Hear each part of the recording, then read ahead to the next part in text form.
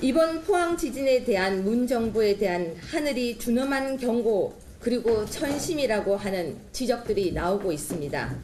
문재인 대통령은 결코 이를 간과해서 들어서는 안 될 것 같습니다. 내일 또다시 누가 불의의 객이 될지 걱정해야 하는 지금의 대한민국은 결코 정상이 아닌 것 같습니다. 내일 신문 보기가 또 두렵습니다. 귀를 의심하셨을 것 같습니다. 어제 오늘 우리의 동지가 한 명씩 사라지고 있다는 말까지는 있을 법하다고 생각합니다. 근데 다만 이렇게 많은 분들의 비극이 벌어지는 상황에서 하늘의 경고라고 하면 이 국민들의 아픔까지도 정치에 이렇게 쓰일까 해서 말이죠. 참 한국당의 지금 현세 주소를 좀 보여주는 그런 장면이 아닌가 싶습니다. 지금 최고위원이라는 분이 지금 이 지진 자체가 문재인 정부에 대한 하늘의 경고다라고 이야기를 하고 있지 않습니까? 아무리 그렇지만 이렇게 지금 지진 나서 정말 고통당하고 저기 지금 아까 화면 보셨지만 애들이 지금 집에 가서 연습장을 들고 나오고 학습지를 들고 나오고 또 지금 수험생들이 지금 초조하게 다음 주 시험을 준비하고 있는 그런 상황 아니겠습니까? 자, 그런 상황에서 그분들을 좀 위로를 하지도 못할 망정 지금 이 상황 자체를 정치적으로 다시 또 이용한다고 하는 것이야말로 어떻게 보면 정말 나쁜 정치죠. 그 어떤 재난이나 이런 상황들을 정치에 끌어들여서 또 정쟁의 요소로 삼는다는 것은 국민들이 봤을 때는 도대체 지금 저 당이 무슨 생각을 하고 있는지, 저 최고위원이 도대체 무슨 생각을 하고 있는지 그런 부분에 대해서 정말 정치에 대한 또 한 번의 회의를 느끼게 하는 그런 장면이 아닌가 싶습니다. 저번에도 아마 발언할 때 홍준표 대표가 너무 오버하지 마라고 이야기를 한 것 같은데 홍 대표가 좀 따끔하게 이야기를 좀 해주셨으면 합니다. 네. 이재민들이 어떻게 들으셨을지 사실 상상하고 싶지가 않은데 말이죠. 저희도 또 다음번에 어떤 말씀을 하실지 저희도 두려운데요. 사실 우리가 이 지금 상황은 어쩌면 이렇게 말을 정치로 엮어서 여론을 움직이려고 하는 것보다는 차라리 이 시간에 내려가셔서 어떻게 민심이 어려움을 고통받고 있는지 그리고 그 자리가 어떤 도움이 어떻게 필요한지에 대한 절실한 그 형편을 좀 살펴볼 때가 아닌가 싶습니다. 지금은 우리가 물론 정치가 말의 정치이고 정당의 정치를 하고 있긴 하지만 지금은 돌봄의 정치가 필요하고 그리고 나가서 발로 뛰는 정치가 필요한 때가 바로 지금이 아닌가 싶고요. 어떻게 지금 현장이 고통 속에서 다른 사람들 특별히 이번에 또 수능을 맞은 친구들 같은 경우 그 차 속에서 또 추운 맨바닥 위에서 그 시험지를 들고 있는 걸 제가 봤는데 이런 각각의 모든 장면 아이부터 노인에 이르기까지 모두 고통받는 이 상황에서 아마 이 이야기를 들었던 그 포항 시민들은 그 마음이 결코 편치 않을 거란 생각이 들고요. 또 지금 상황에서라도 오히려 찾아가고 위로하고 돌보고 이런 그 최고위원은 그야말로 이런 부분에서 최고가 돼야 되지 않을까 싶습니다.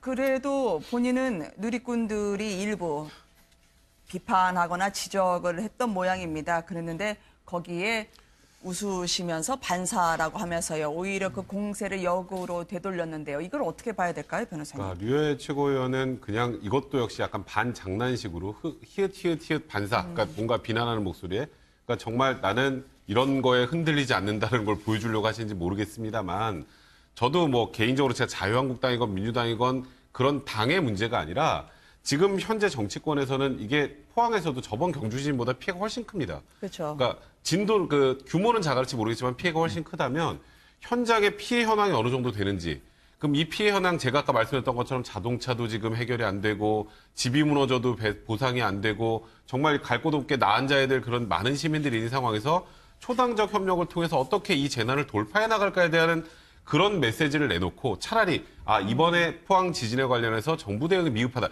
이런 논평이 나온다면야 국민들이 이해해 줄 수 있겠지만 이걸 문정부에 대한 하늘의 경고라 그러면은 포항 시민들은 도대체 뭡니까? 누군가 이 정부가 잘못하면 특정한 지역 사람들이 저렇게 고통받아야 됩니까?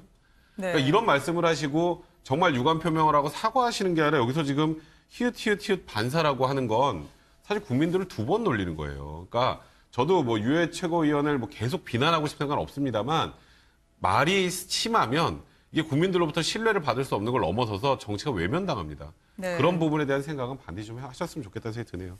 집이 두렵다 그래서 컵라면으로 끼니를 해결하지만 밥도 서서 먹고 그리고 차 안에서 밤을 지샐 수밖에 없는 이재민들이 사흘째 공포의 밤을 보내고 있습니다. 문재인 대통령도 조만간 방문할 것으로 예상은 됩니다만 아직 가는 확인 어렵습니다. 허대 교수 이 자리에 계십니다. 안녕하십니까? 네, 안녕하세요. 안녕하세요. JSA, 그러니까 귀순병사 어떻게 넘어왔는지에 대해서 CCTV를 공개한다고 했는데요. 어제 이어서 오늘도 하는 듯 했더니 또 아닙니다. 왜 이렇게 갈팡질팡하는 걸까요? 뭐가 가장 부담이 되고 의식이 되길래 그 많은 분량 40분을 26초 자르느냐 고생하는 걸까요? 그러니까 지금 이제 논란이 되는 것은 이 그 JSA에서 이제 북한군 기순병사가 왔을 때 그러면 이 총을 어디서 맞았느냐 이 문제거든요. 과연 그 추격병들이 그러니까 총을 과연 우리 쪽으로 향해서 쐈느냐. 즉 지금 이국정 교수가 이제 그 집도한 바에 따르면 이 귀순병이 쓰러졌을 때 뒤에서 총을 쐈다는 게 이제 의학적으로 증명이 됐지 않습니까? 네. 그렇다면 북한군들이 MDL을 넘어서 사격을 했느냐 여부. 그리고 또 문제는 뭐냐면 북한군이 MDL을 과연 넘었느냐. 즉 군사분계선을 우리 쪽으로 넘어왔느냐라는 문제. 그리고 또 제일 중요한 것은 과연 이 상황에서 유엔사군, 즉 어떤 면에서 보면 우리 군이죠. 네. 우리 군이 어떤 조치를 했느냐는 문제입니다. 사실 초기에 한 15분 뒤에 이제 우리가 이제 조치를 했거든요. 네. 아니, 그렇다면 그 15분 동안 왜 몰랐는지, 그리고 또 어떻게 이제 이 귀순병사를 나중에 이제 운송을 했는 것인지, 이런 등등에 대한 여러 가지 지금 비밀을 풀어줄 게 바로 이제 이 CCTV의 녹취록에 들어가 있는 것인데, 네. 군이 지금 석연치 않은 이유로 계속 지금 공개를 늦추고 있어요. 나중에 뭐 최종적인 결과가 나올 때 공개하겠다고 하는데, 일단 국민들의 좀 의혹은 여러 가지 좀 아직도 풀리지 않는 것 같습니다. 정전협정의 분명한 위반으로 보이는 혹시 증거가 되지 않을까 하는 게 두 가지가 있었습니다. 하나는 우리 남쪽 나무에 박혔다는 총알이고요. 이게 아마 병사의 몸에서 저희가 얻을 수 있었던 탄환과 비교하는 작업을 지금 벌이고 있는 것으로 전해지고 있습니다. 또 하나는 귀순병이 총알을 맞았을 때 말이죠. 이게 45도 각도 자세히 한번 투사를 해보니까 뒤에서 남한까지 쫓아와서 쏘지 않고서는 안 될 각도라고 하더라고요. 지금 일단 북 추격조 중 한 명이 대략 3, 4m 정도를 넘어왔다가 다시 갔다라는 이제 군 소식통의 얘기도 있고요. 네. 말씀하셨던 것처럼 이제 이국종 교수가 밝힌 바대로 귀순병사가 쓰러져 있는 상황에서 저게 이제 남측에 쓰러져 있는 상황 아니었겠습니까? 근데 저 상황에서도 사격을 해서 남측을 향해서 이제 총을 쐈다라는 부분이 있고 지금 네. 말씀하셨던 것처럼 군사분계선 한 20, 30m 정도 이남에 있는 그 나무에서 또 북한군 총알이 발견이 됐고요. 네. 그 무엇보다도 AK 소총 자체를 저 곳에서는 휴대하는 것 자체가 금지되어 있습니다. 원래 저기서는 권총만 휴대가 가능한데 네. 저 중화기를 가지고 이제 남측을 향해서 총을 발사했다는 그 사실만으로도 정전협정 위반이기 때문에 이에 대해서는 이제 북한 측에 이제 엄중한 항의를 해야 될 거고요.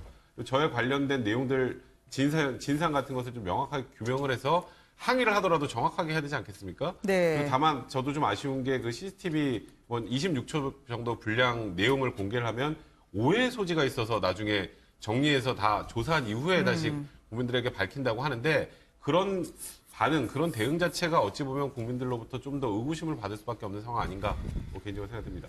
무엇이 두렵길래 물론 대통령까지 이렇게 이야기를 했는데 평창을 앞두고 항의 수위를 고심하는 건 아닐 걸로 생각하고 싶습니다. 기순병사에 대해서는 맥박이 돌아왔고요. 교수님 이제는 의식 회복은 하고 있지 않지만 점점 희망을 가져도 될지 모르겠어요. 기순병사의 신분과 관련해서는 여전히 무명남이긴 합니다만 특별히 뭘 가지고 온 건 없다네요. 그렇죠. 지금 이제 4명의 추격조를 따돌리고 일단은 이제 남쪽으로 넘어왔고요. 이제 일단 아직은 의식을 완벽하게 되찾은 상태가 아니기 때문에 적어도 조금 더 지나봐야 알겠다고 하지만 우리가 의학적으로 왜 병원에 가면 중환자실에 이 사람의 상태가 어떤지를 알려주는 여러 가지 그 지표들을 알려주는 뭐 삐삐삐 소리 나는 기계들이 있잖아요. 네. 그걸 전반적으로 통제를 해보면 거기 이제 바이탈 사인, 이 사람이 활력이 정상 수준으로 왔는가 아닌가를 알 수 있는데 네. 적어도 이 바이탈 사인이 정상 수준으로 계속 끌어올라오는 거 보면 앞으로 조금 더 좋아질 것 같은 기미가 보이긴 하는데요. 네. 일단 알려진 바로는 이 지금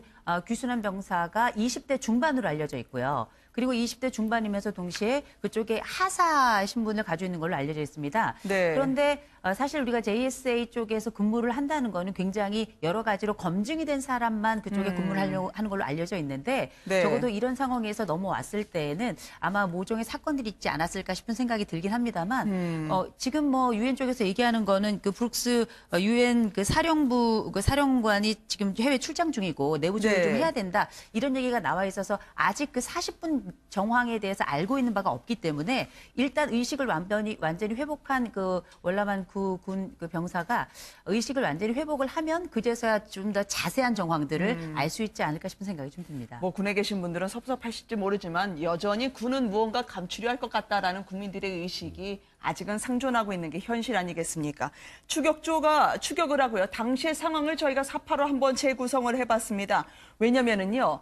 과연 무엇이 그렇게 숨겨야 하겠길래 CCTV를 공개하지 못하고 있는가? 병사 귀순을 보면은요. 3시 15분경에 바로 엎드려 쏴 자세로 기순병을 향해서 조준 사격을 했다는 그 장면이 CCTV 안에 담겨 있다는 거고요. 추격하던 북한군 병사가 군사분계선을 이게 넘은 게 아닌가? 왜냐하면 선이 그어져 있진 않지만 대충 그들은 알지 않습니까? 당황하고 다시 머뭇거리다 돌아간 것 같다고 하지만 이미 총알은 병사를 향해서 발사한 상황이고요. 그래서 나무에까지 박힌 게 아니냐라고 하는 정황이었습니다. 이게 다 CCTV에 있다는 거죠. 그렇죠. 지금 이제 그 북한이 과연 정전협정을 위반했는가? 북한이 이제 예를 들어서 그 귀순병사를 정말 우리 측 지역까지 와서 넘어했다면 이거는 명백한 도발이거든요. 네. 자, 그렇다면 그거에 대한 우리가 또 상한 조치를 해야 될 거 아니겠습니까?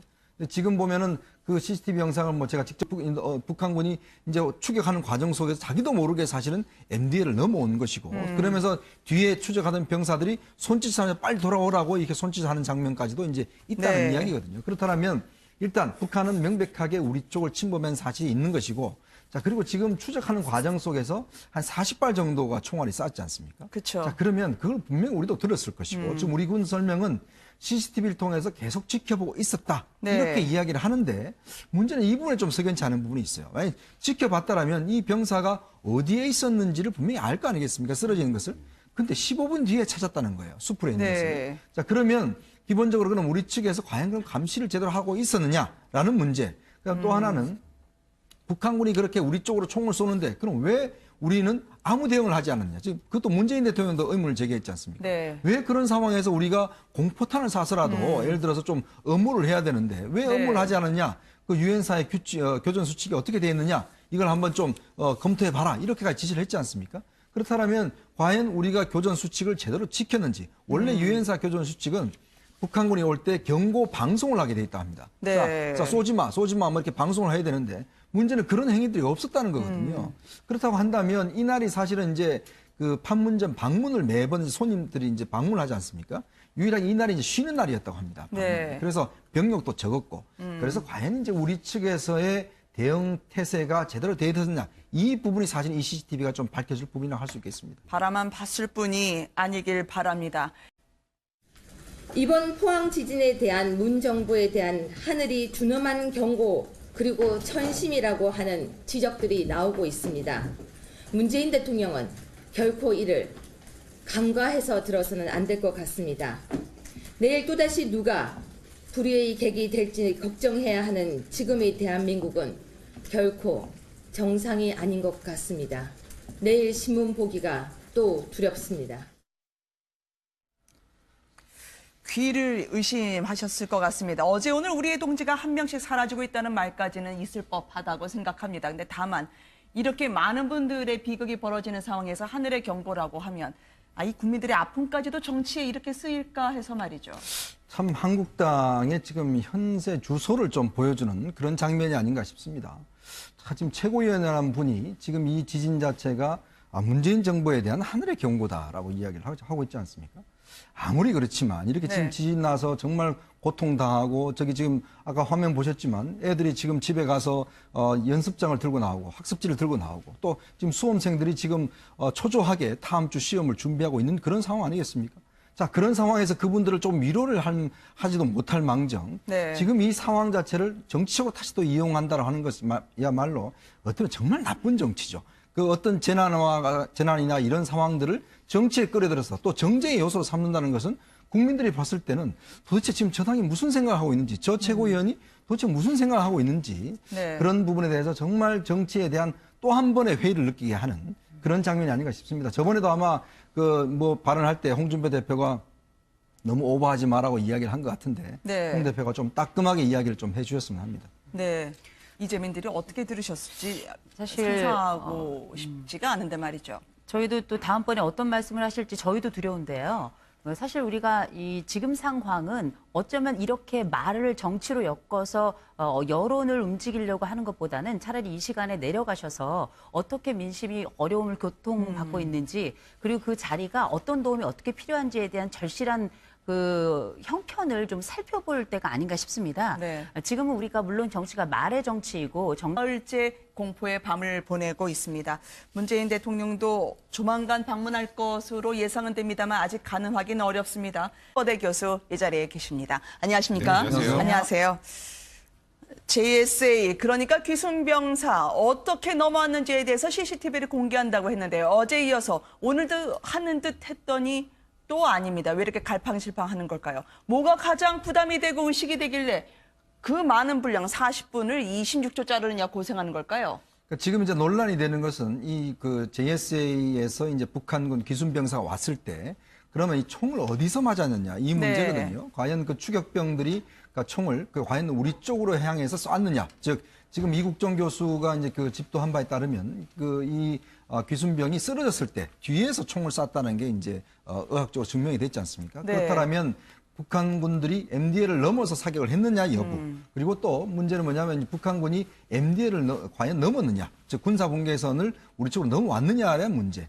그리고 또 제일 중요한 것은 과연 이 상황에서 유엔사 군, 즉 어떤 면에서 보면 우리 군이죠. 이게 포항에서도 저번 경주 지진보다 피해가 훨씬 큽니다. 그렇죠. 그러니까 진도 규모는 작을지 모르겠지만 피해가 훨씬 크다면 현장의 피해 현황이 어느 정도 되는지, 그럼 이 피해 현황 제가 아까 말씀드렸던 것처럼 자동차도 지금 해결이 안 되고 집이 무너져도 보상이 안 되고 정말 갈 곳 없게 나앉아야 될 그런 많은 시민들이 있는 상황에서 초당적 협력을 통해서 어떻게 이 재난을 돌파해 나갈까에 대한 그런 메시지를 내놓고 차라리 이번에 포항 지진에 관련해서 정부 대응이 미흡하다 이런 논평이 나온다면야 국민들이 이해해 줄 수 네. 있겠지만 이걸 문정부에 대한 하늘의 경고라 그러면은 포항 시민들은 도대체 뭡니까? 누군가 이 정부가 잘못하면 특정한 지역 사람들이 저렇게 고통받아야 됩니까? 네. 그러니까 이런 말씀을 하시고 정말 유감 표명을 하고 사과하시는 게 아니라 여기서 지금 히읗 반사라고 하는 건 사실 국민들을 두 번 놀리는 거예요. 그러니까 저도 뭐 유해 최고위원을 뭐 계속 비난하고 싶은 건 없습니다만 말이 심하면 이게 국민들로부터 신뢰를 받을 수 없는 걸 넘어서서 정치가 외면당합니다. 네. 그런 부분에 대한 생각은 반드시 좀 하셨으면 좋겠다는 생각이 드네요. 집이 두렵다 그래서 컵라면으로 끼니를 해결하지만 밥도 서서 먹고 그리고 차 안에서 밤을 지샐 수밖에 없는 이재민들이 사랑의 정치를 하고 있긴 하지만 지금은 돌봄의 정치가 필요하고 그리고 나가서 발로 뛰는 정치가 필요한 때가 바로 지금이 아닌가 싶고요. 어떻게 지금 현장이 고통 속에서 다른 사람들, 특별히 이번에 또 수능을 맞은 친구들 같은 경우 그 차 속에서 또 추운 맨바닥 위에서 그 시험지를 들고 있는 걸 제가 봤는데 이런 각각의 모든 장면, 아이부터 노인에 이르기까지 모두 고통받는 이 상황에서 네. 아마 이 이야기를 들었던 그 포항 시민들은 그 마음이 결코 편치 않을 거란 생각이 들고요. 또 지금 상황에서라도 오히려 찾아가고 위로하고 돌보고 이런 그 최고위원은 그야말로 이런 부분에서 최고가 돼야 되지 않을까 싶습니다. 그래도 본인은 누리꾼들이 일부 비판하거나 지적을 했던 모양입니다. 그랬는데 거기에 웃으시면서 반사라고 하면서요. 오히려 그 공세를 역으로 되돌렸는데요. 이걸 어떻게 봐야 될까요, 변호사님? 그러니까 류해 최고위원은 그냥 이것도 역시 약간 반장난식으로 히읗 반사, 그러니까 뭔가 비난하는 목소리에, 그러니까 정말 나는 이런 거에 흔들리지 않는다는 걸 보여주려고 하시는지 모르겠습니다만, 저도 뭐 개인적으로 제가 자유한국당이건 민주당이건 그런 당의 문제가 아니라 지금 현재 정치권에서는